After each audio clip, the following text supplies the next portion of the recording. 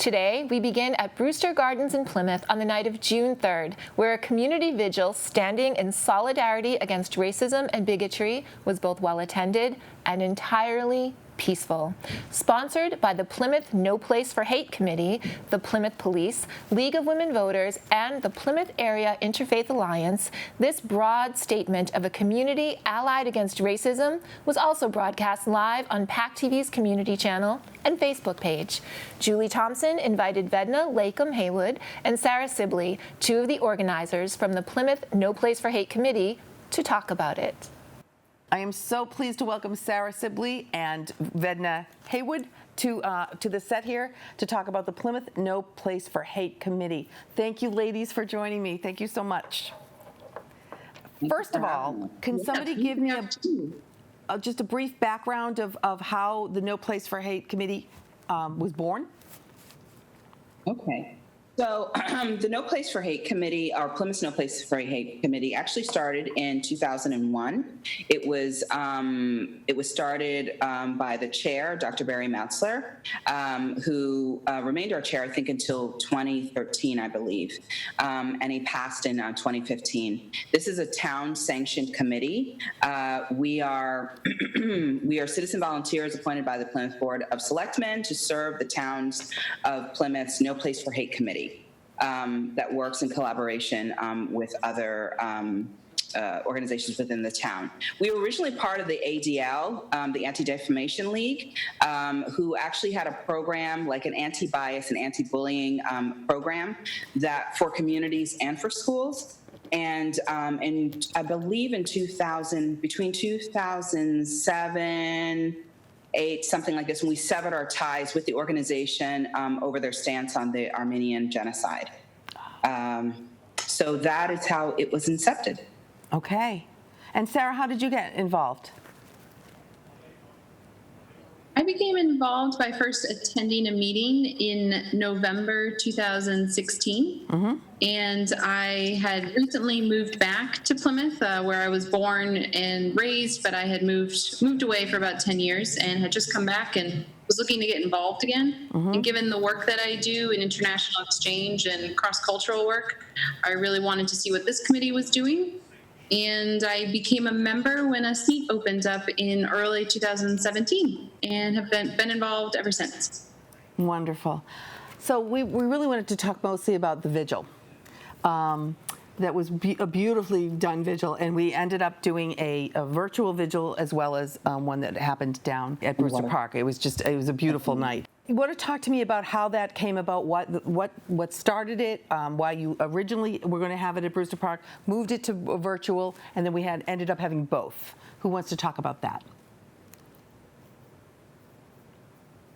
So I think as the events transpired last week, in the early part of the week when we began to hear or began to see the video surrounding George Floyd, some of us did kind of speak within our committee to try to find a way to address this as a community. And so there were emails sent back and forth, correspondences with other organizations outside of Plymouth, within Plymouth, to see how we can address this. We understood that IP was also, or Indivisible Plymouth was also thinking about doing something as well. So I would say over the weekend going into the beginning of last week, there was a meeting that was, there was a meeting between No Place for Hate, League of Women Voters, IP, Indivisible Plymouth, as well as some of the youth in the community to talk about how could we go forth. And also, too, we reached out to the Plymouth Police Department very early on to just talk to them and let them know that we were in support of them because of the relationship that, the close relationship that No Place for Hate has with the Plymouth Police Department. Whenever there is a racial incident that occurs here in Plymouth, it is through the Plymouth Police Department that it's reported and it's discussed through our committee. So that's how this was incepted.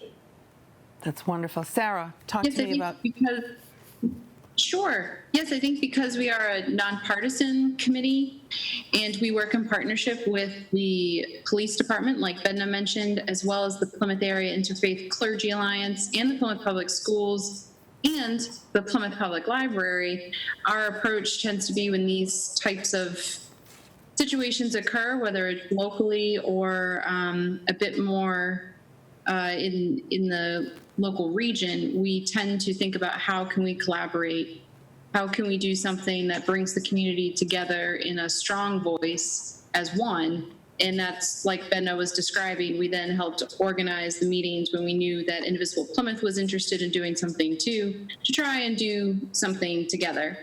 And we involved the Plymouth Police Chief early on. And you had asked earlier too about how it changed to include a virtual event. So originally, yes, we were trying to do this all together with all the different organizations Vedna mentioned at Brewster Gardens. And the chief let us know of concerns with public safety.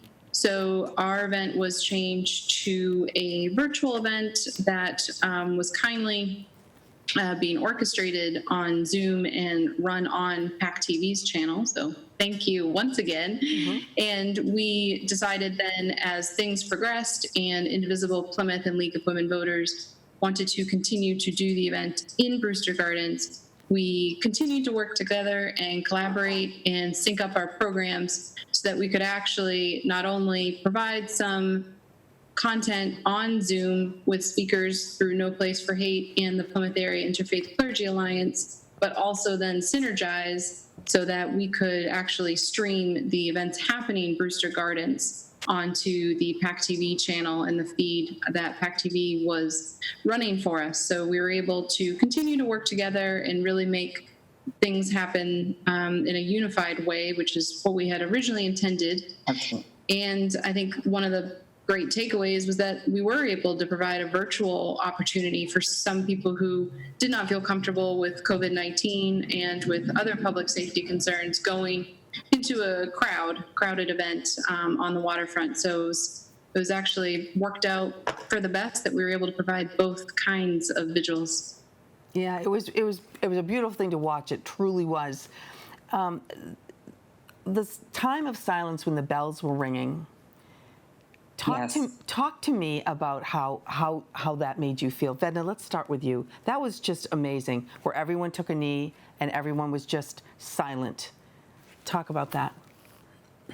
I think for me, it was a moment of humility and like reverence for the moment. It was a moment of solidarity that we had as a town, I think, in terms of everyone that was there. Once again, the police department as well, who also took a knee. I don't know. I in those moments when, because this was, I would say, I was able to take part in two other vigils as well, who did the same. It gives you like a sense of like hope. It gave me at least a sense of hope. In those moments, we are all equalized. You know, when we all take that same stance of silence. It equalized us all in this moment. That's how I felt. Absolutely. Sarah, how did you feel watching that? I agree with what Vedna said. It really made everybody feel like part of one community. And it was actually a community resident who offered to arrange the bell ringing when he found out that we were putting together this vigil. It's somebody everybody knows around town from various other acts of service that he does in town. And he kindly arranged all that so that we could time it just right and time it with both what was happening on Zoom and PAC TV with the virtual vigil, as well as what was planned in Brewster Gardens. Right. So I just that knowing the background piece really kind of completed it for me, that it really felt like seeing kind of community personified in that way by everybody being together in those in the minutes of 8 minutes and 46 seconds. Yeah, yeah. I want to just say it was an opportunity for us to take something that was so ugly Yeah. and reclaim it.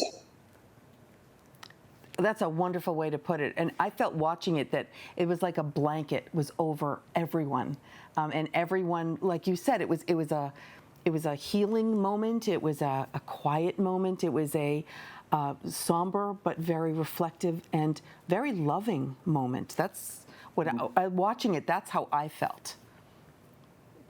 So moving forward. The No Place for Hate, Plymouth's No Place for Hate Committee is doing wonderful things, clearly. Just tell me about anything that happens with discrimination within the town. How do you get involved with that? So if there is an incidence of discrimination, normally it goes through the police department. So the police department, they normally go through the police department. At times, too, people have contacted us as well, either through our website and website email, or end up actually showing up at our meetings and describing these incidences. But we work very, very closely with the police department to figure out, one, if this is truly a hate crime, and then if it is, we kind of work to not support those people who are going through the incidents, and or find a way as a community that we address it. That's great. That's excellent. And when people want to get involved with this organization, on how many different levels can you get involved? What can you do? If I wanted to volunteer, what would I be doing? What would be my best purpose to help? Oh, I'm glad you asked that question. There are a lot of ways to get involved. There are the meetings that Vedna just mentioned. We have a monthly meeting, usually the second Thursday of every month at 7 o'clock in the evening. Usually at town hall, but these days it is on Zoom. And actually our next one is in just a couple days on Thursday, the 11th. And it's actually the beginning of the new year for us. We reorganize in June and we start planning what our upcoming year of programming will look like. So expect to see a lot more updates about that on our website, which is PlymouthNoPlaceForHate.org, Right. and also on our Facebook page, which is the Plymouth No Place for Hate Committee. And people can come to these meetings. They're public, open meetings, as we are a public committee. And people can come to our events. They can donate also, as we need funds to run our programs, including our Citizenship Award as well that we run each year to recognize Plymouth students.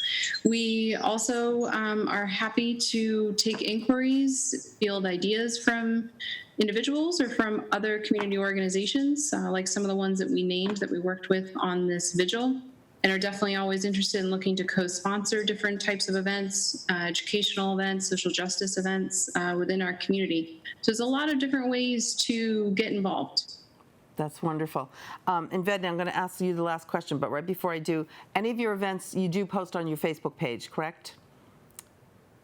Right? Anything, we so do. people, anything that's coming up, people can like them or say, I'm going to participate.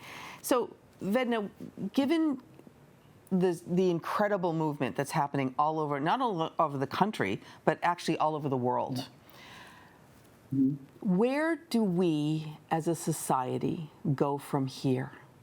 In your best case scenario, where do we go from here, in your words? I hope we don't go back. I hope that we don't remain status quo. I think just from, I guess, my best ability, it's the hope that we move forward and progress. It's the hope that the conversations that perhaps we had difficulty starting, they're going to start. It is the hope that, parents begin to educate their kids regarding differences and embracing differences, and embracing culturalities. It's the hope that we can look at our history for what it is and understand that we can always change and move forward. I think we're at an inflection point in terms of our society, and I think it only goes to one way or the other. It doesn't remain the same. Yeah. So the hope is that we just move forward and put this racism and inequality and oppression behind us and just move forward as a society. Amen. Really, I mean, you said that beautifully. Vedna Heywood and Sarah Sibley, thank you so much for joining us today. We'll have you back again. This is a conversation that will continue. Hope springs eternal, and I'm with you, Vedna, all the way.